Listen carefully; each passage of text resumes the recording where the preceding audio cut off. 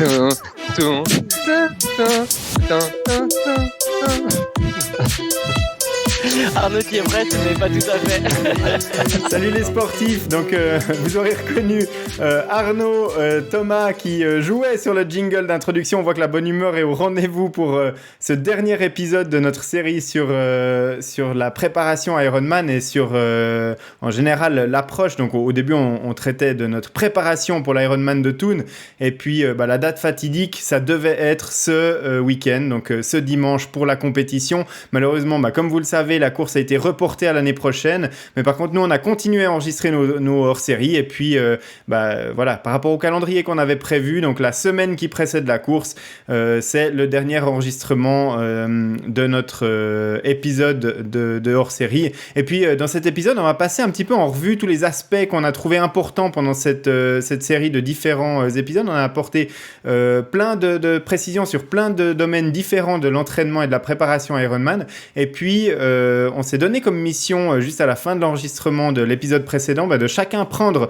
une thématique qui nous a inspiré de choses qu'on a vues dans les séries, dans les épisodes précédents de cette série, et puis un petit peu de développer un petit peu le sujet et surtout d'apporter des précisions quant à ce qu'on en a retenu et puis ce qu'on va vraiment vouloir mettre en application pour notre préparation, donc pour l'Ironman de Thun 2021 cette fois-ci. Donc évidemment, je l'ai dit en introduction, on entendait Arnaud et Thomas qui chantaient sur le jingle du podcast. Donc on a Arnaud, Thomas et Steve qui sont là avec moi pour enregistrer cet épisode final. Messieurs, c'est toujours un plaisir de vous accueillir. Bienvenue. Super, merci Greg. Ouais, bien sûr, un grand plaisir aussi pour cette dernière. Donc, on l'a dit, on a préparé chacun une petite thématique qu'on a abordée pendant cette série de podcasts. Moi, j'ai noté, et je vais commencer d'aborder les sujets parce qu'il y avait un petit peu d'appréhension à passer en premier au début de l'enregistrement. Donc voilà, je me lance. On avait parlé avec Marc Mouedza de la préparation mentale qui devait être intégrée dans la préparation d'une compétition sportive. Et puis moi, je trouve que c'est en particulier vrai pour des distances longues comme l'Ironman parce que, on l'a dit, c'est une course qui dure longtemps. Et puis, pour en avoir déjà affronté de ces distances Ironman, c'est vrai qu'on passe souvent par tous les états d'esprit lors d'une journée de compétition Ironman. Il y a des moments où tout va bien, il y a des moments où tout va mal. Et puis, comme on en a déjà parlé dans l'épisode en question, il y a toujours des imprévus. Ça se passe jamais vraiment comme on l'avait prévu à la base. Et c'est vrai qu'une préparation mentale, c'est important. Alors moi, je voyais pas forcément la préparation mentale exactement comme Marc nous l'a présenté dans son épisode, et j'ai appris plein de trucs par rapport à ça. Parce que pour moi, la préparation mentale, c'était tout simplement de pas lâcher, en fait, de pas tout d'un coup être complètement désespéré parce que les performances, ça va pas, etc. Mais Marc a apporté plein de dimensions particulières et d'axes très intéressants à développer dans une préparation de type Ironman. Ça s'applique pas que à l'Ironman, je pense que c'est très facilement transposable aussi à de l'ultra-trail ou à d'autres disciplines d'endurance ou d'ultra-endurance. Mais en l'occurrence, c'est de faire face à l'imprévu et puis vraiment de se préparer, non pas à des scénarios spécifiques parce qu'il y en a beaucoup trop qui sont à explorer, mais de comment on va réagir en fait à l'imprévu. Et en l'occurrence, moi, c'est vraiment ça qui m'a interpellé. Et très honnêtement, je vais vous le dire, je sais pas exactement encore comment je vais appréhender ça dans ma préparation pour l'Ironman de l'année prochaine. Mais il y a une chose qui est sûre, c'est que je vais essayer de l'intégrer mieux et de manière plus spécifique que ce que j'ai fait jusqu'à maintenant sur mes préparations Ironman. J'ai rencontré sur ces courses, et en l'occurrence principalement sur la dernière, l'Ironman de Lanzarote en 2016, où vraiment les conditions atmosphériques étaient épouvantables et en tout cas pas ce qui était prévu. Il y avait beaucoup plus de vent que ce qui était prévu sur la partie vélo, et ça a vraiment tout changé au niveau de la gestion de course. Et ça, effectivement, si je m'étais préparé à ce niveau-là, alors je ne sais pas comment est-ce que j'aurais pu le préparer idéalement, et c'est probablement là l'axe de recherche, mais j'aurais pu faire face plus facilement à ça, et puis peut-être accepter plus facilement que ma moyenne de vélo soit pas ce que j'avais prévu à la base quand j'étais à la moitié de mon parcours cycliste, et puis et puis que voilà, en mettant plus de watts, j'étais beaucoup moins vite que ce que j'avais prévu, et c'est vrai que là, ça m'a porté un coup au moral. En général, je me qualifie pas forcément comme quelqu'un qui suis très faible au niveau psychologique, parce que j'ai tendance à rien lâcher sur la course à pied d'un Ironman. Ça m'est très rarement arrivé de me mettre, par exemple, à marcher, et je pensais au début que la préparation mentale, c'était principalement ça, mais en fait, ça ne l'est pas. Donc, je sais pas, vous, messieurs, ce que vous avez retenu de cet épisode, et puis si vous aviez déjà des choses que vous aviez prévu d'intégrer à votre préparation l'année prochaine, ou alors est-ce que c'est un domaine pour vous qui est pas forcément primordial ou pas prioritaire? Enfin, moi, ça m'intéresse aussi d'avoir un petit peu votre ressenti par rapport à cette préparation mentale à intégrer dans son entraînement. Moi, je me souviens que lors de cet épisode, qui était effectivement très intéressant avec ce coach mental, moi, je me souviens que je m'étais remémoré un peu mon expérience de préparation du Swissman, où en fait, je m'étais retrouvé souvent très seul pendant mes entraînements, et puis c'était en fait l'idée était d'essayer de reproduire un peu le jour de la course, où j'allais forcément me retrouver entre 8 et 10 heures tout seul sur mon vélo à gravir les 3 cols de la course. Donc, je me souviens que volontairement, je m'étais dit, allez, tu pars faire 5, 6, 7 heures de vélo tout seul. Et puis voilà, pour forger le mental, être plus à l'aise en partant seul toute une journée. Et puis je trouvais que ça m'avait bien apporté pour le jour de la course. Ouais.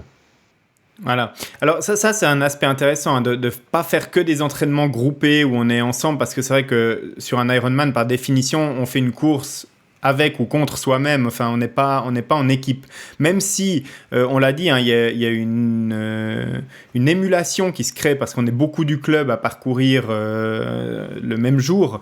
Mais par contre, on est quand même seul dans l'épreuve et dans l'effort. Et c'est pas forcément parce qu'on se croise sur le parcours de course à pied ou une fois peut-être sur la boucle de vélo que on va faire un effort en équipe. Donc, comme tu le dis, c'est important aussi de se préparer à rouler seul. Mais est-ce que plus spécifiquement, tu t'es préparé au niveau mental, hein, à te dire, par exemple, je peux être au sommet d'un col où il fait 4 degrés, puis tout d'un coup, c'est là que survient la crevaison?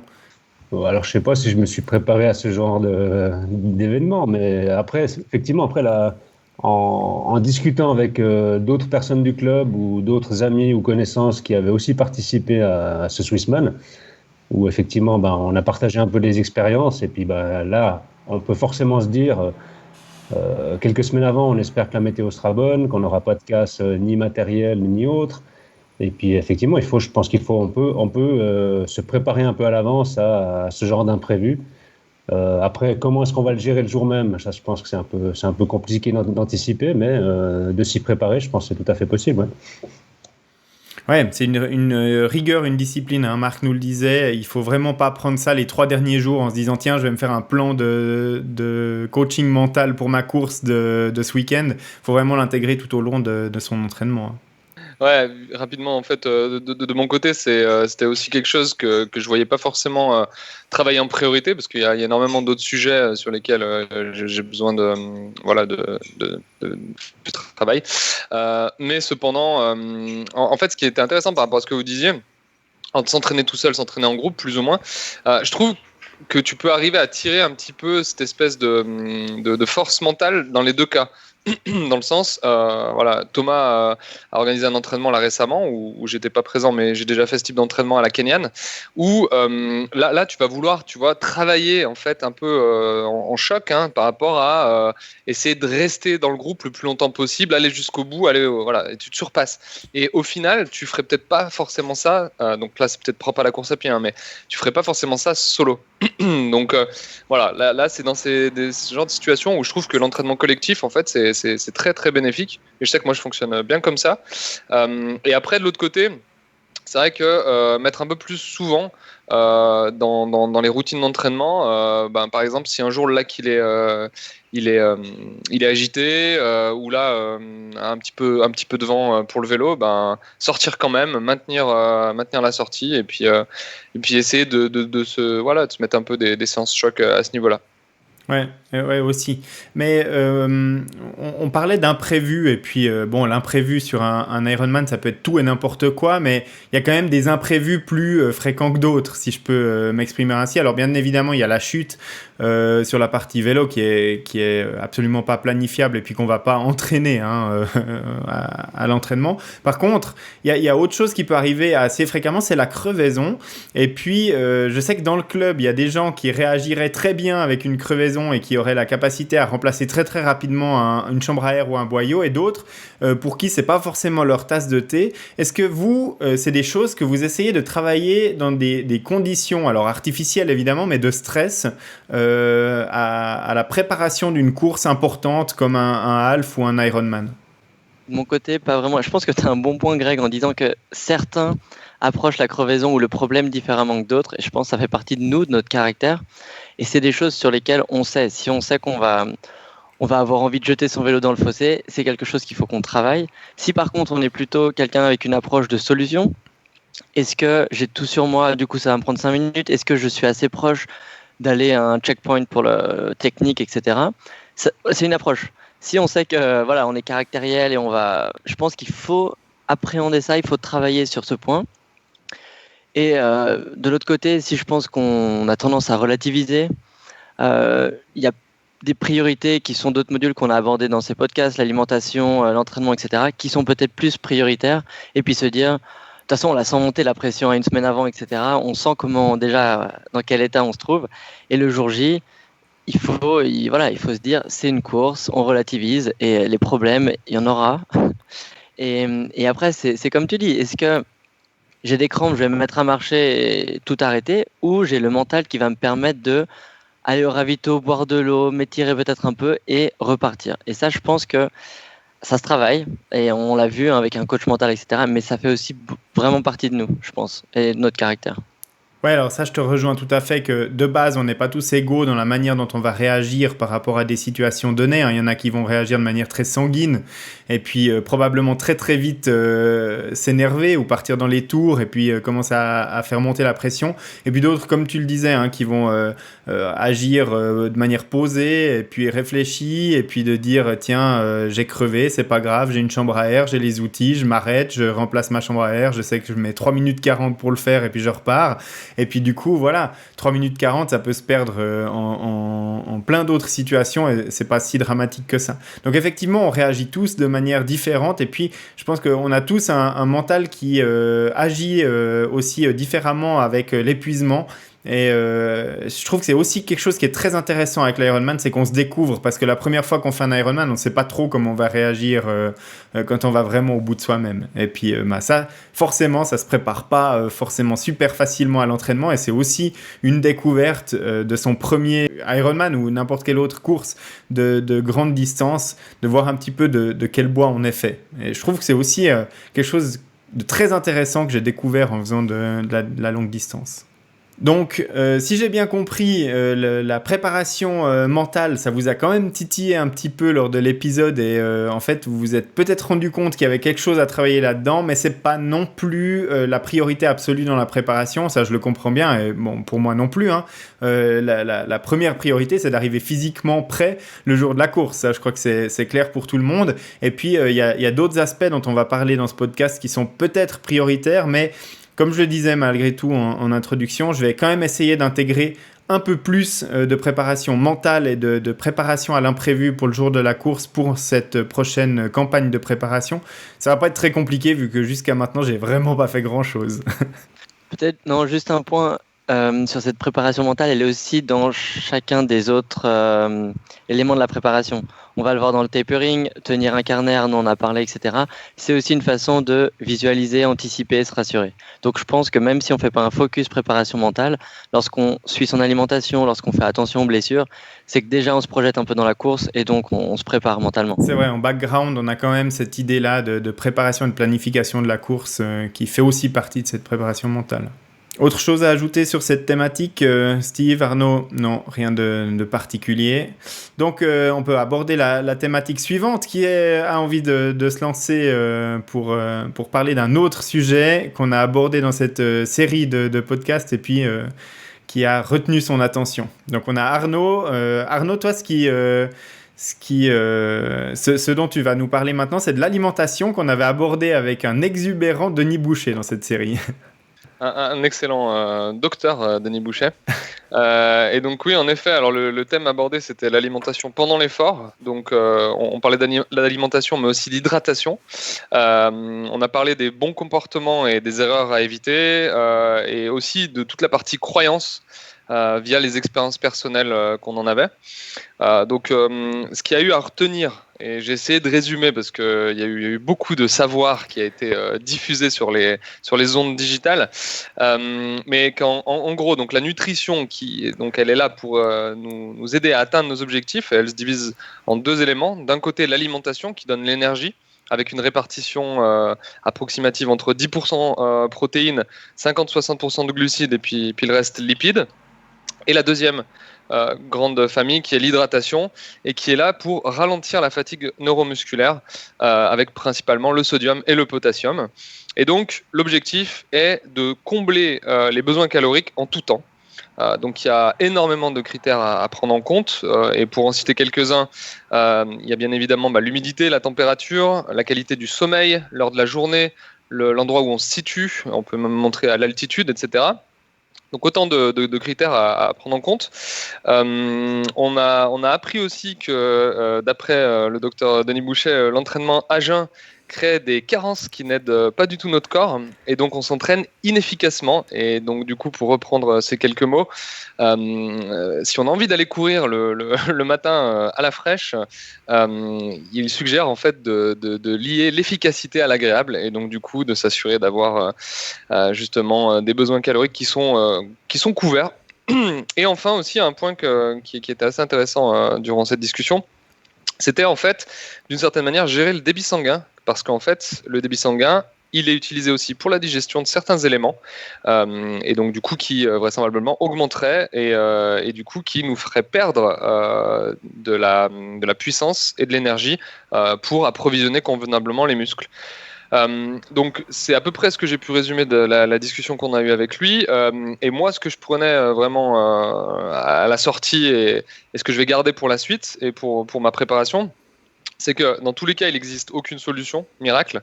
À chaque athlète, à chaque personne, il y a des besoins physiologiques différents, des objectifs différents aussi, hein, mais surtout des besoins. Et donc, du coup, il faut trouver sa propre solution. Donc, se connaître, c'est primordial. C'est pour cela qu'il faut prendre des notes. C'est une étude du continu, comme il le dirait. Et d'ailleurs, il disait que la différence entre les bons et les mauvais athlètes, c'est du coup ceux qui prennent des notes. Que la nutrition, elle fait partie intégrante de l'entraînement et qu'on la néglige énormément. Alors, il y a beaucoup de choses qui font partie de l'entraînement. Il y a le sommeil, il y a les étirements, éviter les blessures. Il y a beaucoup d'éléments, mais la nutrition en fait partie. Et surtout, moi, ça m'a permis de casser la croyance que j'avais sur le fait que en étant justement en déficit lors d'un entraînement, donc pas forcément à jeun, mais disons en n'ayant pas convenablement calculé finalement ses besoins caloriques à la fois donc sur l'alimentation et l'hydratation, donc disons nutritionnelle, en fait simplement on dégradait nos performances, que ce soit on pouvait donc apporter des blessures, on s'entraînait donc du coup pas à son maximum du potentiel, et puis surtout la fatigue neuromusculaire arrivait beaucoup plus vite. Chose que voilà, je percevais pas du tout avant d'en discuter.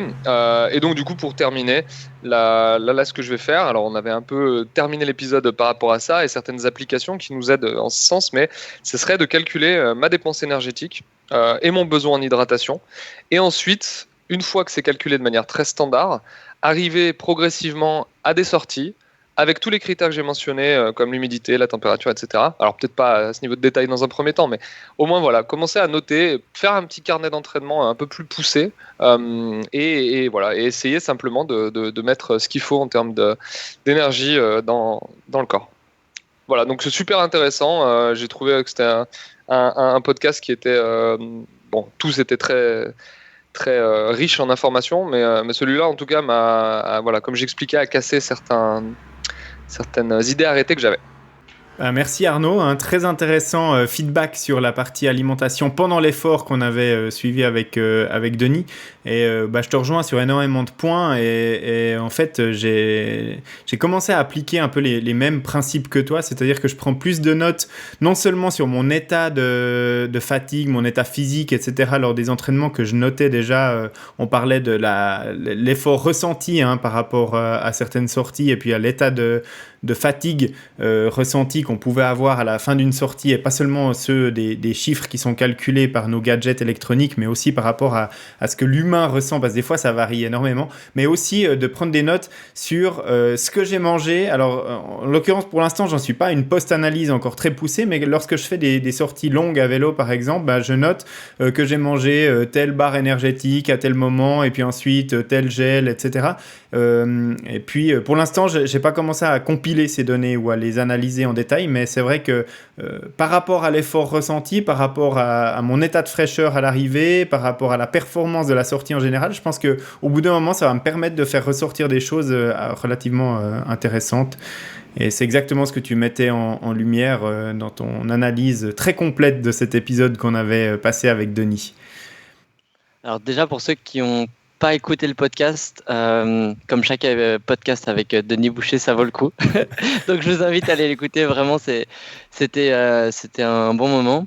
Et de mon côté, on l'a déjà mentionné, mais le carnet que je tenais, etc., que j'essaie toujours de tenir, est devenu de plus en plus complexe, peut-être un peu trop. Et même en jumelant des applications comme MyFitPal, TrainingPeaks et HRV Elite, tout ça, j'avoue que c'est encore compliqué avec nos agendas respectifs et tout de suivre tout ça. Donc parfois je fais comme toi Greg, je note, je prends la data, mais je prends pas le temps de l'analyser. Et c'est ça qui prend beaucoup de temps, même si ça me passionne, faut faire des choix. Et parfois je préfère partir courir une demi-heure, trois quarts d'heure plutôt que de me poser derrière mon bureau et d'analyser tout ça. J'ai aussi fait des tests, j'ai beaucoup entendu dire, on en a parlé aussi, le fait des régimes végétariens, etc., sur l'impact sur le corps, sur l'intensité. Donc j'avoue avoir testé ça, continuer des séances intenses, être toujours aussi fatigué après une séance intense. Donc il va falloir que j'analyse tout ça, mais pour l'instant, des petits tests, pas de changement drastique dans mon alimentation, à part le fait que pendant et après l'effort, je ne néglige plus l'alimentation. Notamment, même si j'ai pas le temps, je prends toujours une banane à l'emporter ou un shaker si je peux, après la séance, parce que c'est devenu crucial. La douche et retour boulot, c'est fini, il y a toujours un petit encas ou quelque chose après la séance maintenant. Ça, c'était vraiment le takeaway du podcast pour moi. On le sait, les 30 minutes qui suivent un effort, et en particulier quand on a passé plus d'une demi-heure, 40 minutes d'effort, les 30 minutes qui suivent sont vraiment importantes en termes de récupération et de glucides et de protéines. Ça, c'est clair. Donc, comme tu le soulignes, c'est vraiment un aspect à ne pas négliger si on veut essayer d'avoir une meilleure récupération possible. Moi, pour l'instant, je suis encore en train d'analyser ces données, je le disais, mais je constate une récupération qui est quand même légèrement meilleure depuis que, après mes longues sorties ou mes sorties très intensives, donc que ce soit du fractionné plutôt court, par exemple en course à pied ou des répétitions en côte sur le vélo, ou alors des sorties longues comme j'ai pu en vivre une ce week-end avec plus de 130 km de vélo et un peu de dénivelé, je constate que ma récupération est globalement meilleure. Alors ce sera confirmé sur la longue durée, mais quand je prends des protéines ou en tout cas des BCAA à la fin de l'effort, c'est quelque chose qui m'avait été recommandé par Denis quand je lui ai demandé quelques conseils personnalisés sur mon entraînement à la fin de l'année passée, et ça je constate que ça a vraiment un effet intéressant, ou en tout cas pour l'instant je constate que c'est en tout cas pas dommageable dans ma manière de récupérer d'efforts plutôt longs. Et puis, tu le disais aussi, Arnaud, en termes d'alimentation, il y a l'hydratation et l'apport en minéraux qui est super important. C'est vrai que quand on pédale longtemps sous le soleil et dans la chaleur, on se rend compte que non seulement on sue du liquide, mais aussi qu'on a un résidu de sels minéraux qui reste sur la peau. Et ça, il ne vient pas de nulle part, il vient de notre organisme et il faut le remplacer. Et puis là, il y a des salt sticks ou des choses comme ça qui permettent une meilleure assimilation des minéraux que simplement ceux qu'on trouve dans l'eau qui sont de loin pas suffisants pour combler ces manques sur des épreuves de longue distance. Et ça aussi, j'ai commencé à mettre ça en application. Avant, je faisais ça que sur les compétitions, ce qui est un peu stupide, hein, parce qu'un entraînement de 5 heures, c'est aussi éprouvant qu'une compétition de 5 heures. Et donc, du coup, je l'intègre aussi maintenant à mes sorties longues à vélo ou en course à pied. Et Steve, toi, est-ce qu'il y a quelque chose de particulier que tu as retenu sur cet épisode de l'alimentation? Est-ce qu'il y a des choses que tu vas prendre en compte pour changer un petit peu ton point de vue par rapport à ça sur ta prochaine préparation? Surtout, ce que j'ai noté, c'est que notre ami Denis Boucher m'a bien branché sur la sortie à jeun du matin. Ouais. Mais je suis complètement d'accord avec lui sur la partie pas très efficace de genre de sortie, mais je pense que je vais... pour l'instant, j'en pratique pas, mais la partie sortie plaisir, de sortir à 6h, 7h du mat, juste après le réveil, moi c'est une pratique que j'aime bien. Et puis après, il faut pas qu'elle soit trop longue et trop consommatrice d'énergie. Mais ok, je suis complètement ok avec lui sur la partie efficacité. Mais j'ai trouvé très sympa qu'il me taquine un peu sur le sujet, c'était très drôle. Et puis sinon, par rapport à l'alimentation, oui, c'est clair le podcast était assez précis et fixé sur la partie entraînement et course. Mais je pense que l'alimentation, elle est importante tout au long de l'année. Et puis après, moi, je pense que je suis un peu... Par rapport à vous trois, je suis peut-être le mouton noir du groupe, dans le sens que... en tout cas, moi, je prends pas le temps de prendre des notes comme vous le faites. Je fais quand même attention à ce que je mange, mais à côté, moi, j'aime bien. Je suis un gars, je suis un bon vivant. J'apprécie bien les bonnes bouffes et les bonnes bouteilles de vin et les bonnes bières. Donc, moi, à côté du sport que je fais, je fais aussi un peu des excès de ce côté-là. Donc après, j'ai peut-être moins d'objectifs que vous à ce niveau-là, mais je pense qu'il faut... c'est un élément hyper important si on veut performer sur nos entraînements et nos courses. Ça, c'est évident, je suis tout à fait d'accord. Ouais. Bon, Denis nous disait qu'il avait pris en exemple un nageur qui était réputé pour aller se faire un bon burger de chez Burger King avant ses compétitions ou les jours avant. Et puis il le disait, c'est pas, comme tu le dis, la bouffe plaisir de week-end qui va ruiner ta préparation. Tu peux intégrer ça dans une semaine où tu as mangé super équilibré toute la semaine, de prendre un plat plaisir avec du vin, avec un bon dessert, et puis sans forcément mettre à mal tout ce que tu as fait jusque-là. Après, c'est sûr que si des repas comme ça, il y en a 4 par semaine, alors là, ça devient un tout petit peu plus compliqué de conjuguer nutrition-performance et puis nutrition-plaisir et puis performance le jour de la compétition. Donc là, effectivement, moi mon approche de ce côté-là, c'est plus on approche de la compétition, plus je suis sérieux, mais ça veut pas dire que je fais n'importe quoi sur le début de ma préparation. Par contre, c'est clair que là, très concrètement, la préparation Ironman de Thun 2021, elle va commencer dans mon planning début décembre 2020 pour la période qui va aller de l'endurance fondamentale au début. C'est la période où on mange raclette, fondue, etc. Parce que c'est l'hiver, parce qu'il fait froid, puis c'est des plats de saison. Je vais pas m'en priver du tout parce que je suis en début de préparation Ironman. Mais c'est aussi certain que tu me verras pas manger une raclette le week-end qui précède la compétition de Thun. Donc voilà. Je pense qu'il y a aussi un équilibre à trouver. On n'est pas des sportifs professionnels, on va pas jouer notre peau sur la compétition. On a aussi une vie à côté, puis il faut pas non plus tout sacrifier pour ça, parce que sinon mentalement on tient pas. On n'est pas des machines, et puis on a une autre vie à côté de celle du triathlon, contrairement à certains professionnels qui, eux, jouent leur vie professionnelle sur une course.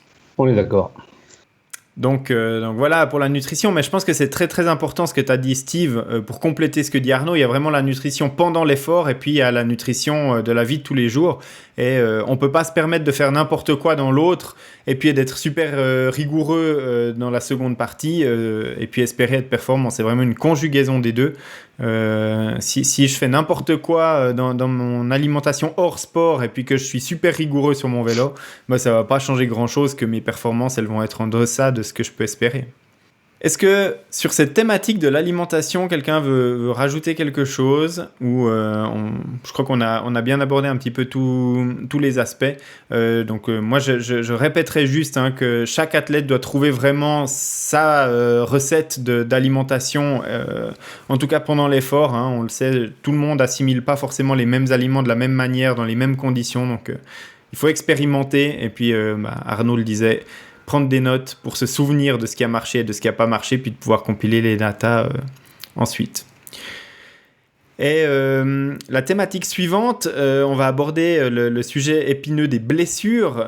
Donc jusqu'à maintenant, on a parlé de thématiques qu'on pouvait à peu près contrôler dans un entraînement de triathlon, en tout cas de sport d'endurance. On a parlé d'alimentation, on a parlé de préparation mentale. Maintenant, la blessure, elle survient un petit peu sans qu'on l'ait voulu et puis de manière incontrôlée. Donc c'est un petit peu une approche différente, Steve, la blessure. Toi, tu es bien placé pour en parler parce que les auditeurs le savent maintenant. Tu es condamné à ne pas faire beaucoup de sport pour les prochaines semaines encore. Effectivement, alors c'est moi qui reprends la thématique de la blessure et puis en fait, je vais me remémorer un plaisir, excusez-moi, un souvenir un peu douloureux. Il y a 6 semaines en arrière, en fait, la veille du podcast où on devait justement parler du thème de la blessure, je me suis justement fait une grosse blessure en faisant une randonnée trail en montagne. Et puis le lendemain, j'étais sur mon lit d'hôpital pour participer au podcast. Donc c'était, je ne sais pas si original c'est le mot, mais en tout cas c'était une sacrée coïncidence de pouvoir participer à ce podcast en étant blessé dans un lit d'hôpital. Donc effectivement le sujet, oui, comme tu le dis, Greg, je pense que c'est vraiment une thématique qu'on maîtrise pas et puis qu'on essaie d'éviter tout au long de notre saison et carrière. Mais voilà, il faut jouer avec. Il y a des moments où on se blesse pour différentes raisons. Et puis là, en fait, l'invité de ce podcast-là était Sébastien Talabardon, qui est en fait kiné, ostéo et physio. Enfin, kiné, physio, c'est le même terme. C'est un synonyme, kiné en France et puis physio en Suisse. Exact. Et puis en fait, il a été, c'est Arnaud qui le connaissait pour justement traiter une de ses blessures qui a commencé l'automne dernier. Donc au début du podcast, il nous a un peu expliqué son domaine à lui, la différence entre le métier d'ostéo et de physio, qui sont quand même complémentaires. Et puis, en fait, moi, j'ai pu vraiment partager un peu mon expérience, mon ressenti le jour même, comment est-ce que j'allais gérer la semaine qui précédait l'opération. Là maintenant, pour moi, ça fait 5 semaines que l'opération a eu lieu, donc voilà, j'ai commencé un peu à mobiliser la cheville, mais effectivement, avec un appui maximum de 10 kg sur le pied, on peut pas faire grand-chose, on se déplace en béquille. Et puis voilà, on essaie de garder le moral. Donc du coup, il y a un petit peu de mental qui entre en ligne de compte, parce que ça aide un petit peu à garder la banane, à garder le moral. Et puis à se dire que voilà, il faut avancer quand même, prendre son mal en patience. Et puis on voit que ça va dans le bon sens. J'ai un peu commencé des séances physio et puis la physio est super optimiste pour la suite. Et puis mercredi prochain, j'ai un rendez-vous au CHUV pour la prochaine radio. Donc là, j'espère qu'il y aura des bonnes nouvelles pour que je puisse continuer à revenir tranquillement en natation, en vélo, et puis la course à pied, je pense que là, il faudra attendre encore un petit peu. Mais voilà la situation, en tout cas pour moi, aujourd'hui. Et puis effectivement, je pense que chacun est passé par un moment un peu compliqué dans sa carrière professionnelle. Toi, Greg, c'était aussi en début d'année 2020. Et puis, je pense que t'es vraiment passé par plein d'états un peu compliqués et différents. Et puis, je crois qu'aujourd'hui, t'es bien revenu et t'as la monstre patate, t'es super motivé. Et puis, on voit tous déjà 2021 pointer le bout de son nez, quoi. Ouais, c'est certain. Enfin, moi, quand ça m'est arrivé au mois de janvier, là, c'est vrai que j'avais tout en ligne de mire. J'étais vraiment super motivé, bah, comme nous tous, hein, pour aller à cette date du 11 juillet 2020 pour essayer de faire une belle performance sur cet Ironman où on se retrouverait avec un nombre record d'équipiers du Tri-Team Lutry. Et puis, ben voilà, il y a cette blessure qui vient. Alors, on l'a dit et répété, on choisit pas. Hein. Moi, quand je suis arrivé sur le parking à la fin de cette journée de ski, j'étais à 1000 lieues de m'imaginer que 2 secondes plus tard, tout allait basculer. Et pourtant, ben voilà, c'est des choses qui arrivent.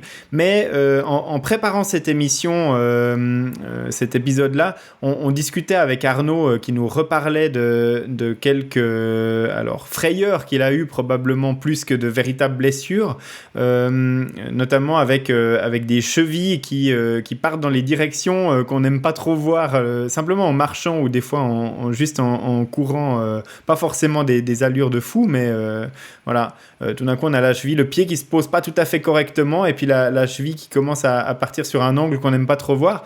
Et tu disais, Arnaud, il faut que je fasse des exercices de pied, du renforcement sur mes chevilles pour essayer d'éviter un maximum ce genre de situation. Donc on peut travailler aussi certains aspects au niveau des blessures pour essayer de les éviter, notamment le renforcement, le gainage, du renforcement musculaire à certains endroits, ou bien on en parlait aussi avec Sébastien lors de l'épisode. On va des fois aussi chez l'ostéo en prévention de certaines blessures qui pourraient arriver, ou alors en tout cas pour les soigner avant qu'elles ne soient de véritables blessures pénalisantes. Donc Arnaud, toi, est-ce que c'est des choses que tu vas intégrer dans ta préparation, de faire du renforcement comme tu le disais pour éviter certaines blessures? Oui, bien sûr. En fait, c'est juste que de mon côté, c'est chronique. Hein, depuis un certain temps, j'ai les chevilles qui sont très fragiles. Et j'ai passé à un moment une saison où ça se passait très bien. Et donc, du coup, je m'étais dit que c'était derrière moi. Et voilà, il y a encore une fois plein de critères, des raisons. Je ne sais pas exactement ce qui s'est passé cette saison-là. Mais depuis, c'est vrai que c'est toujours un peu compliqué. Et autant il y a certaines blessures qui peuvent être évitées justement avec beaucoup de travail de fond. Là, concernant les chevilles, ça reste relativement compliqué. C'est-à-dire que dès l'instant où je vais pas me concentrer sur la pose du pied, j'aurai cette petite secousse, tu vois, où quand tu sens que ton pied en fait saute. Et en effet, là, ce week-end, c'était juste tout bête, hein, mais c'était de la rando en montagne, et c'est vrai que c'était pas un terrain qui était trop accidenté comme on peut en avoir, mais suffisamment pour quand même que ça épuise un petit peu la tension, et je sentais en fait que le muscle sur l'extérieur justement de la cheville qui remonte s'intégrer derrière le mollet travaillait beaucoup, et je sentais en fait une sorte de petite fatigue et pas loupé à la sortie du chemin carrément, donc c'est-à-dire sur du bitume. J'ai eu un faux mouvement quoi, et du coup ça m'a fait décrocher le pied et vraiment tomber. Donc après, il y a pas d'hématome, il n'y a pas besoin d'avoir un hélicoptère qui vient me récupérer, mais c'est chiant, quoi, parce que ça veut dire que systématiquement, enfin, je peux les compter le nombre de fois où ça m'arrive. Il y avait une fois aussi avec Thomas, on était allé courir le long de Morges, là, le long du lac. Pareil, le pied il saute il suffit qu'il y ait vraiment très très peu de dénivelé. Donc bref, ce que je veux dire par là, c'est que oui, en effet, je vais l'intégrer. Hein. Il faut vraiment que j'arrive au même titre que le programme d'alimentation, au même titre qu'un programme d'entraînement tout court, c'est faire un programme. Et je vais inclure l'étirement parce que c'était un des gros apprentissages de ce podcast et puis des discussions que j'avais avec Sébastien sur justement bien détendre le muscle en fait, pratiquer l'automassage parce que moi à la base j'avais le problème à la voûte plantaire et vraiment garder ça, c'est pas facile hein. Honnêtement, on a beau le savoir, on a beau en discuter. C'est une routine qui est pas simple. Je pense qu'elle commence par un super bon setup chez soi. Il faut que chez soi on soit à l'aise avec un espace qui est vraiment dédié à ça, quoi. Et que ça change pas, parce que chaque petit truc qui va te repousser de faire 10 minutes de rouleau, tu vas l'utiliser comme excuse, quoi. Donc voilà. Après. Il y aura un exercice vraiment spécifique, un programme spécifique que je devrais apprendre et faire sur muscler. Alors, la cheville en tant que telle, et si je me trompe pas, hein, on peut pas vraiment la muscler. C'est vraiment justement toute la chaîne musculaire autour qui va justement, quand il va être sollicité, va maintenir en fait la cheville en position pour pas qu'elle saute. Mhm. Et voilà. Donc du coup, c'est en ça que je vais essayer de travailler. Donc à base d'élastique, à base de rouleaux avec des sortes de bossus inclinés. J'ai acheté aussi une échelle. Alors, bon, on n'en avait pas parlé dans le podcast, mais non, pas une échelle pour monter. Une échelle que tu mets par terre, tu sais, pour faire des répétitions. Tac, tac, tac, tac, tac, tac. Et Sébastien n'était pas forcément.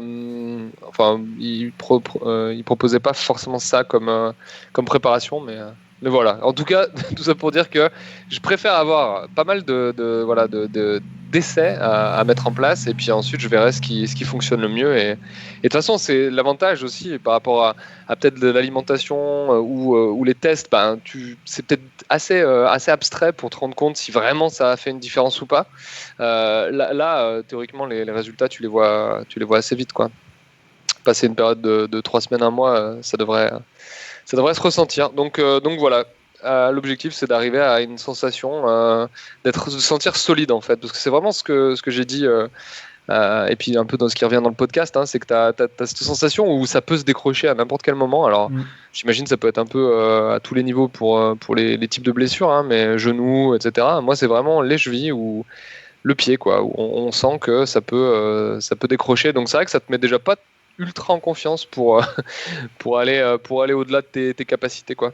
Ça va être intégré à ta future préparation et on voit que tu as déjà plein d'axes de travail. Et puis, on avait parlé des blessures avec Thomas. Thomas, il disait qu'il avait pas mal de chance, qu'il était pas mal épargné. Est-ce que toi, ta stratégie, du coup, pour la prochaine préparation Ironman, ça va être de toucher du bois et d'espérer que ça continue comme ça? Ou alors, est-ce qu'il y a d'autres axes que tu vas essayer d'inclure à ta préparation? Non, Arnaud l'a dit, d'être solide, c'est un peu l'objectif pour Toon 2021, c'est de faire une préparation hivernale, du renforcement, notamment sur le dos et le haut fessier. C'est une zone qu'on a tendance à négliger un peu, mais qui est très très importante, et c'est là d'où viennent la plupart de mes douleurs, en fait. Parce que lorsqu'on fait un peu de fractionné, que ce soit sur le vélo ou à pied, c'est une chaîne musculaire qui prend pas mal. Donc, renforcement de ce côté pour sûr. Côté accident, bien évidemment, essayer d'éviter l'accident, mais bon, ça, on le sait, hein, une petite sortie trail, un segment Strava, on se dit qu'on va pas aller fort, et puis en fait, on va all out dans la descente sur les cailloux, et on adore ça, donc voilà, ça fait partie du jeu. Par contre, je sais qu'une semaine, 2 semaines avant Toon, là, d'être très, très attentif, faire attention, surtout sur les sorties vélo, pas d'intervalle où il y a des priorités, des stops ou des ronds-points, ou ce genre de truc. Et pour le matériel et pour soi-même, parce que là, ce serait très très dur. Surtout que maintenant, on s'entraîne. Enfin, on se sera non pas entraîné 1 année, mais peut-être même 2 ans pour ce Toon 2021 à cause de la situation qu'on a connue cette année. Donc voilà, se blesser 2 semaines avant, ça serait vraiment pas le meilleur moment, surtout sur un accident lors d'un entraînement. Donc mon approche, elle sera de bien planifier ce renforcement durant l'hiver. Éviter les blessures, continuer un petit peu d'étirement et un peu d'automassage. Mais là, encore une fois, c'est vrai que je privilégie plutôt le renforcement plutôt que l'étirement. C'est mon approche pour éviter la blessure.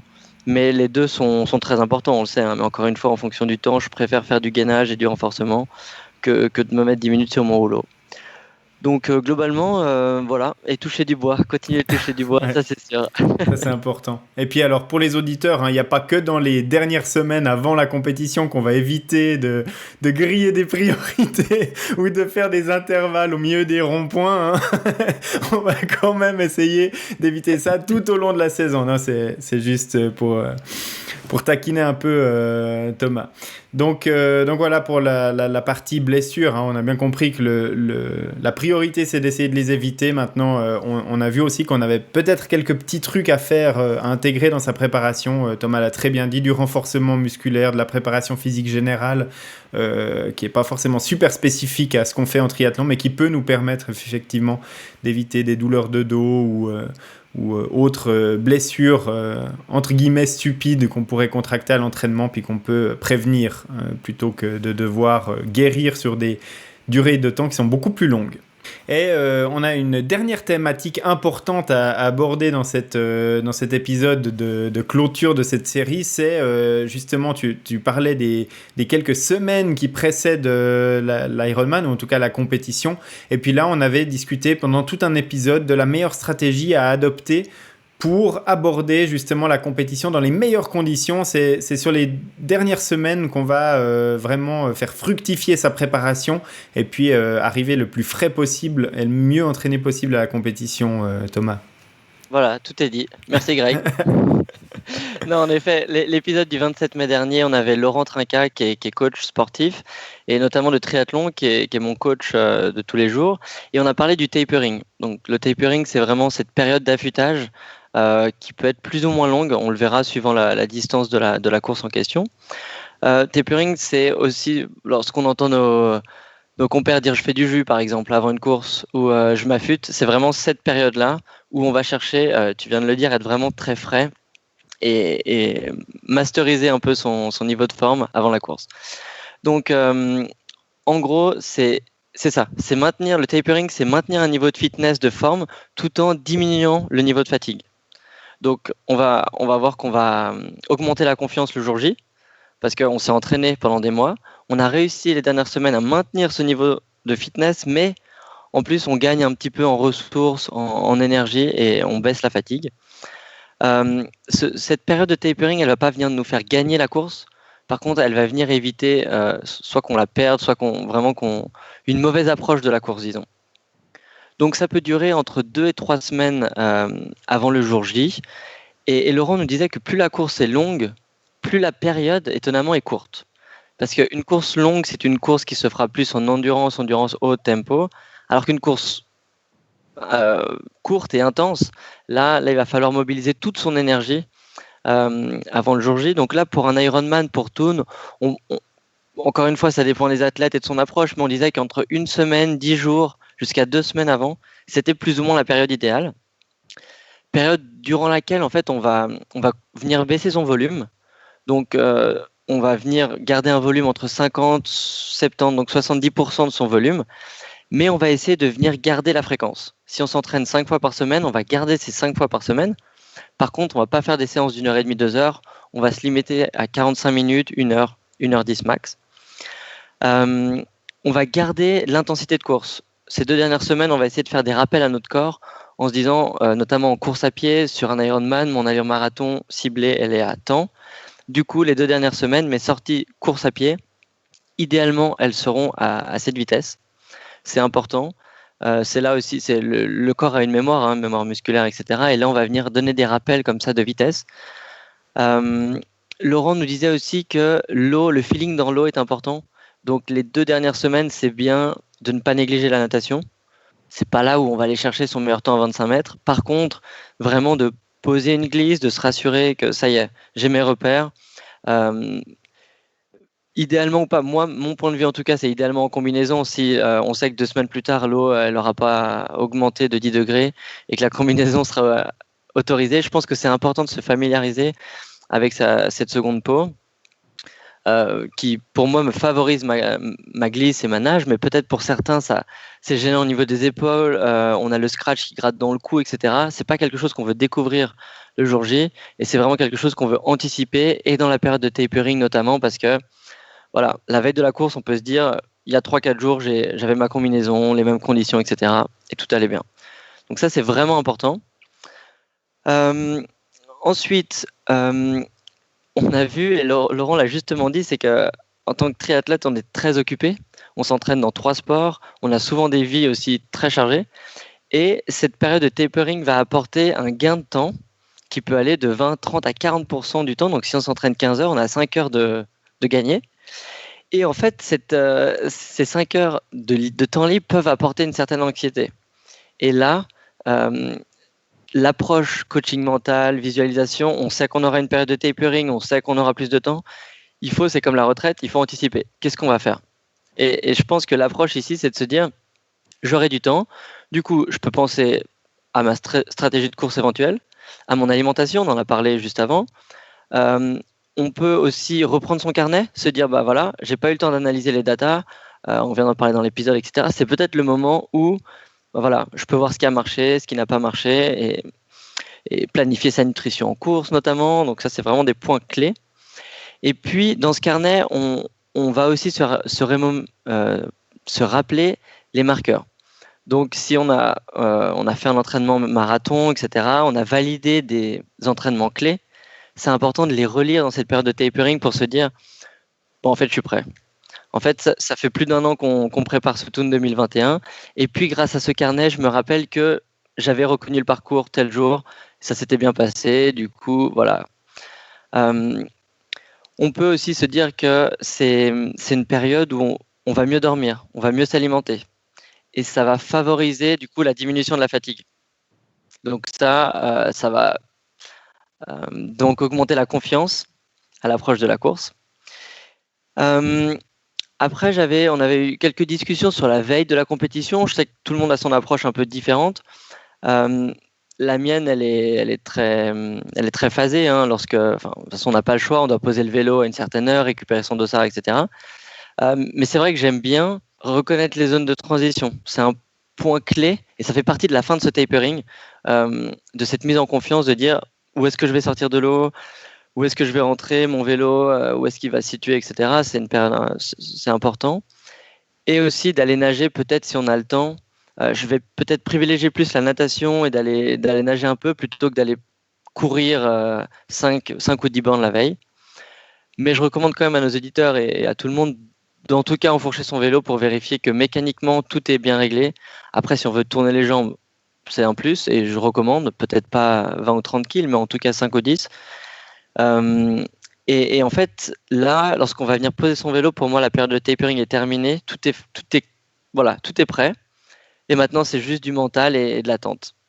Et c'est là on termine nos 2 dernières semaines. On a fait du jus, on est prêt et tout est joué, quoi. Ouais, merci pour ce débriefing extrêmement complet sur la partie de tapering. Hein. C'est vrai que c'était aussi très intéressant cette partie, aborder ça de manière sereine, c'est-à-dire de diminuer son volume d'entraînement tout en conservant le mental. Et ça, tu l'as dit, c'est vraiment un aspect très important de planifier à l'avance ce qu'on va faire, comment on va meubler ces heures qui tout d'un coup vont devenir des heures disponibles qu'on va plus consacrer à s'entraîner. Ouais, t'as très bien fait d'aborder cette partie-là parce que je pense que c'est capital pour arriver avec un mental qui est en augmentation ou en tout cas au beau fixe le jour de la compétition et pas qui se dégrade peu à peu dans les jours qui précèdent la course parce que on a l'impression d'en faire moins et puis on sait pas trop comment remplir ses heures, on gamberge, on mange peut-être des trucs qu'on devrait pas manger, enfin voilà. Donc c'est vraiment très important cette partie-là. Et je te remercie pour l'avoir bien souligné encore aujourd'hui parce que je pense que c'est très important à retenir cette partie-là. Alors bien sûr, toute la partie tapering est importante à retenir, mais je pense que cet aspect-là est vraiment capital. Arnaud, toi, tu as revu ta manière dont tu pensais faire ton tapering l'année prochaine suite à ces épisodes et puis à ce récap ce soir que Thomas nous a fait, ou bien tu maintiens ton idée initiale qui était planifiée déjà par rapport à tout ça? Non, écoute, pareil, c'était un sujet qui était très intéressant.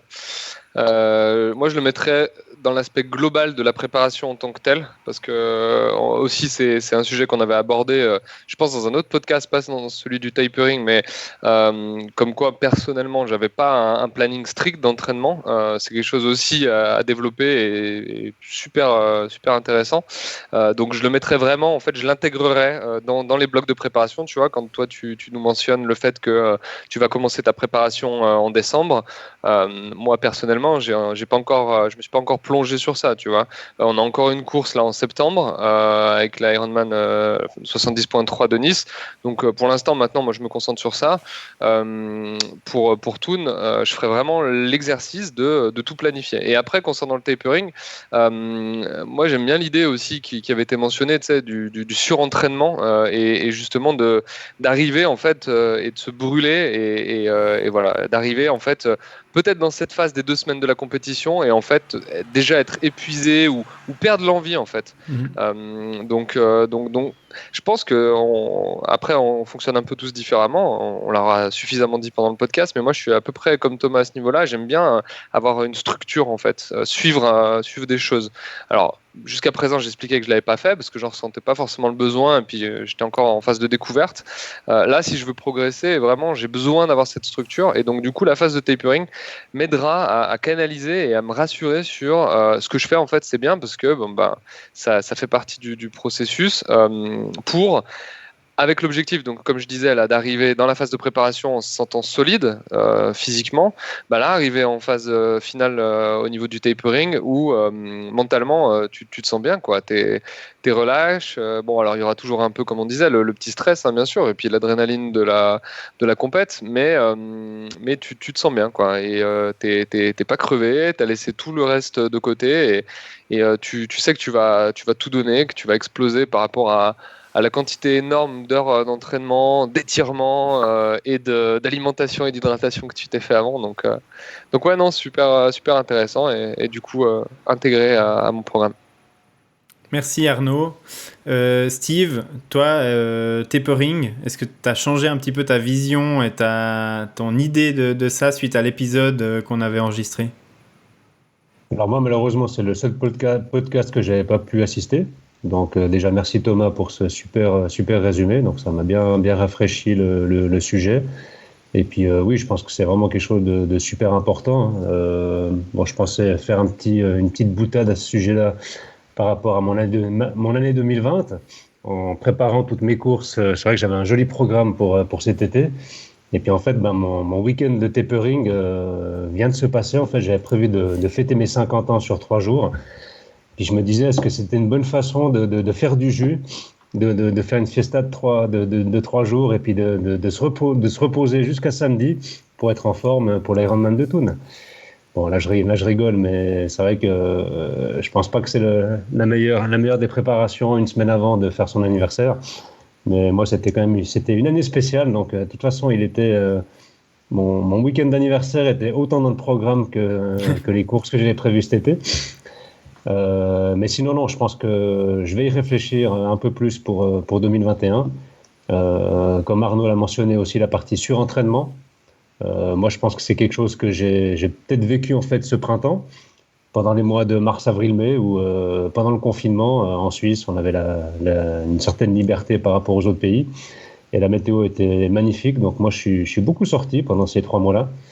Et je pense que, d'ailleurs, je crois que même ce soir, quand j'ai parlé un peu de ma blessure avec Charlotte, une fille du club, elle se souvient qu'il y a quelques semaines, j'avais fait la remarque, ouais, je profite bien, c'est super, mais il me semble que j'en fais trop, quoi. Il me semble que je commence à être fatigué. Donc cette remarque-là, je pense que je vais la garder pour l'année prochaine. Et puis voilà. Puis j'ai passé un cap au niveau de mon âge, mon expérience. Donc on va essayer de devenir un peu plus sage et puis de surveiller un peu mon corps. C'est très bien. Ouais, c'est aussi important de ne pas partir en surentraînement avant cette phase de tapering, hein, forcément, parce que c'est pas 2 semaines de récupération avant une compétition qui vont nous permettre de gommer des grosses erreurs de charge pendant la préparation, ça c'est sûr. On en avait parlé avec Laurent lors de l'épisode sur le tapering. Moi, ça m'avait conforté en fait d'un certain côté dans ma planification, et en fait je suis reparti sur la même planification que j'avais prévue cette année, c'est-à-dire un semi-Ironman très exactement 4 semaines avant la date de l'Ironman de Thun. Et effectivement, moi c'est une approche qui, je pense, me convient bien. J'avais déjà essayé ce genre d'approche par le passé. Plutôt que de faire un tapering de 2 semaines avant la compétition où on commence à diminuer la charge et puis à refaire du jus, moi j'aime bien faire une compétition 4 semaines avant. Ensuite, après cette compétition, faire de la récupération de cette compète. En l'occurrence, là, ça fait 1 semaine et demie de récupération après le Alpha Ironman qui aura lieu courant juin, et puis ensuite de remettre un tout petit peu de charge d'entraînement et d'intensité pendant une semaine et demie, et puis enfin de faire ce tapering vraiment sur une dizaine de jours avant Toon, peut-être même juste une semaine, mais d'avoir refait du jus pendant la récupération du semi-Ironman, d'avoir éventuellement surcompensé un petit peu par rapport à cette course-là, et puis ensuite de repartir progressivement avec une charge d'entraînement qui remonte juste avant la compétition sans se griller. Mais voilà, je vais vraiment essayer de faire ça au mieux l'année prochaine. C'est une stratégie qu'on avait abordée lors de cet épisode et puis que je trouvais très intéressante et qui m'a conforté dans mon idée que j'avais déjà planifiée pour cette année. Puis du coup, je fais un copier-coller de cette année à l'année 2021 puisque les courses sont reportées quasiment aux mêmes dates.